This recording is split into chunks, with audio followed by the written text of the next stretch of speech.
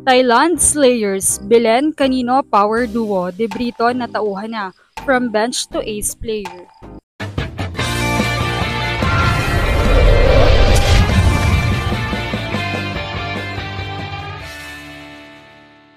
What's up, Volleyball Nation? Welcome back to my YouTube channel. Narito ako para magbigay sa inyo ng updates tungkol sa mundo ng volleyball.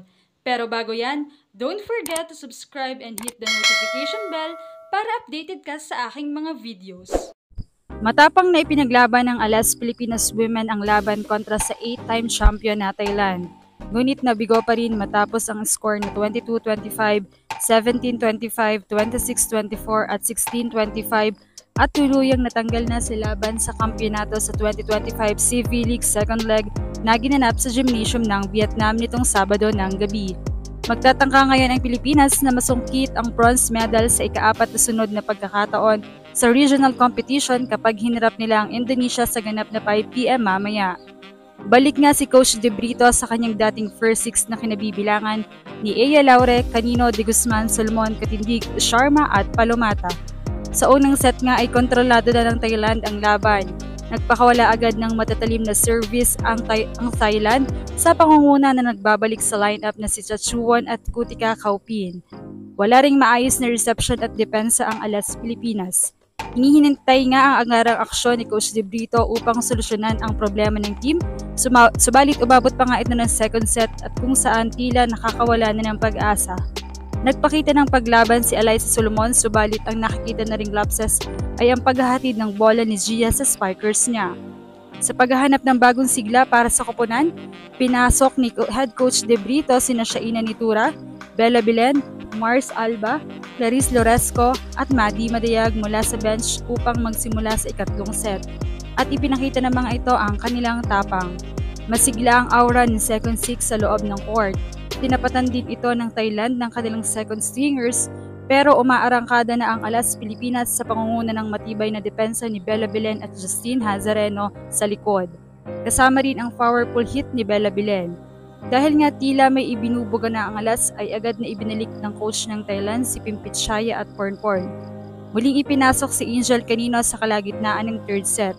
Hawak ng reigning champions ang 21-17 na kalamangan matapos magpakawala sina Pimpit Shaya sa Sipa Pron, Kutika Kaupin, Pimorat Tanapan ng isang 5-1 run ngunit hindi natilag ang Alas Pilipinas. Pinagsamasamang puwersa ni Loresco, Belen at Angel Canino upang dalhin ang Alas sa set points sa 24-23 matapos mablock ni Nitura si Kaupin. Napahaba pa ni Jan Suisut ang set sa pamamagitan ng back row hit ngunit agad tubugon si Canino ng magkasunod na puntos, isang cross-court hit at kasunod nito ay ang matatag na block kay Tanapan upang masiguro ang panalo sa ikatlong set 26-24. Muling nakabawi ang Thai sa fourth set sa pamangunguna ni reigning MVP na si Pimpit Shaya, Chachuan at Tanapan sa pamamagitan ng isang 9-2 run sa gitna ng ika-4 na set upang tuluyang tapusin ang laban 25-16.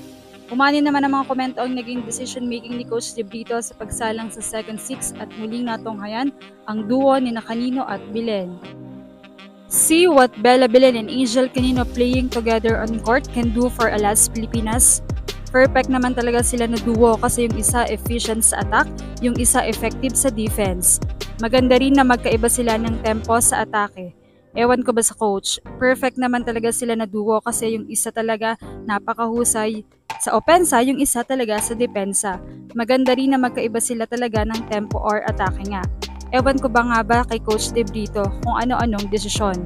The Angel Canino and the Bella Belen delivered, performed, never doubted them. Coach shouldn't have either, these two should never be benched. Remember that. This is what Bella Belen's presence does in the court. Reliable and vocal leader. Panote yan De Brito. Canino is Canino, Belen is Belen's. That's how you play as first six you all. Talagang dapat itong matutunan ni De Brito kung gaano ka-effective si Bella at Angel bilang dalawang open hitter. Anong masasabi niyo rito? Leave a comment below. Thank you for watching and don't forget to subscribe.